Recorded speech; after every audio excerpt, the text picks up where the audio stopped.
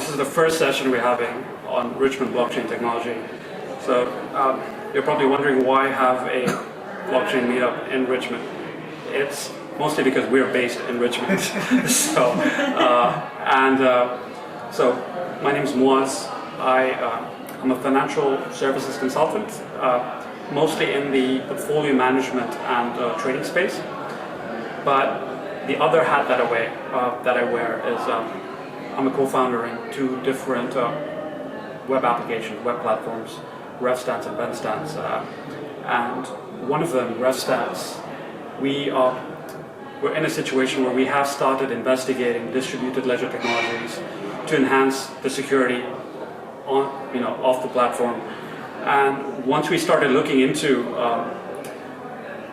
blockchain and various other sorts of DLT technologies, we just found that this is such an interesting area, and it's growing at such a rate, it's evolving at such a rate that it'd be interesting to find out more about. And as we were doing this, we thought it would just be a really good idea to just form a group, because I'm sure if we're this interested in it, I'm sure there are tons of other people who are equally interested in this as well.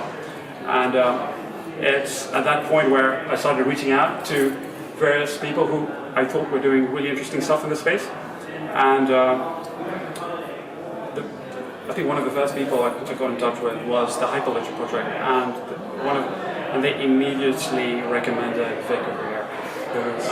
And working in finance, you can see how blockchain is such a powerful solution for a lot of the day-to-day tasks that we see, the number of contracts, the amount of data that passes through our systems. Going back 10, 15 years, most people I know were always of the thought that there has to be a better way of sharing this information, there has to be a better way of auditing this information.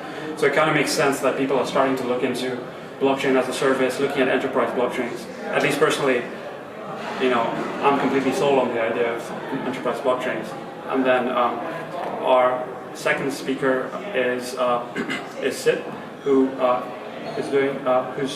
a startup called Token Analyst, and anyone who's participated in an ICO or who's tried to look at transactions on the blockchain